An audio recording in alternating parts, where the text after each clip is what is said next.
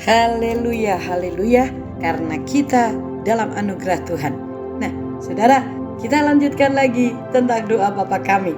Dikatakan untuk yang seri ketiga, dan ampunilah kami akan kesalahan kami, seperti kami juga mengampuni orang yang bersalah kepada kami.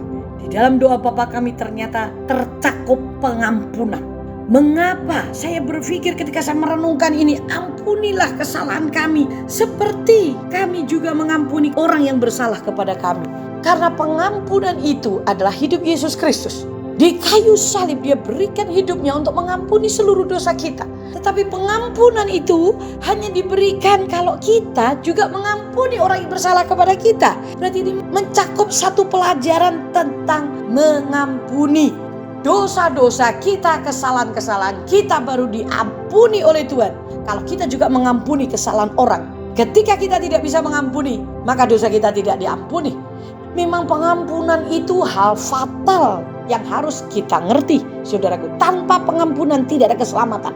Tanpa pengampunan Yesus di atas kayu salib, kita semua manusia berdosa dan masuk ke neraka. Itulah sebabnya Tuhan mengajarkan kepada kita semuanya, ketika kita berdoa, berarti kita harus merendahkan hati kita untuk minta pengampunan kepada Tuhan. Dan kita diingatkan, karena dosa kita diampuni oleh Tuhan, maka orang-orang lain yang berdosa bersalah kepada kita, kita pun harus rela mengampuninya. Supaya apa?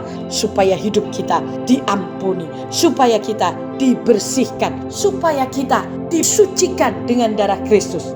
Bagaimana Bu Ella kalau saya tidak bisa mengampuni orang yang menyakitkan hati saya? Dia sudah menyakitkan begitu rupa, bukan uang saja tapi hati saya sakit. Sama, karena Tuhan pun sakit dengan kelakuan kita. Tuhan pun sakit dengan seringkali kebebalan kita. Kita mendengar firman, tapi berapa kali kita tidak melakukannya. Kita mendengar, kita berkata ya, tetapi kita mengingkarinya. Kita membuat satu komitmen, tapi kita mengingkarinya lagi. Kita membuat perjanjian, kita mengingkarinya lagi. Tuhan berkata, kasih musuhmu, tapi berapa banyak kita bisa mengasihi? Terlalu banyak dosa kita. Jadi wajar kalau Tuhan memberikan satu standar bahwa dosa kita hanya diampuni kalau kita mengampuni kesalahan orang. Kalau kita tidak mengampuni kesalahan orang lain, maka dosa kita tidak diampuni. Hari ini saya ingin saudara bebas dari kutuk, dari jerat, dari hal-hal yang terus-menerus menjatuhkan saudara dan saya.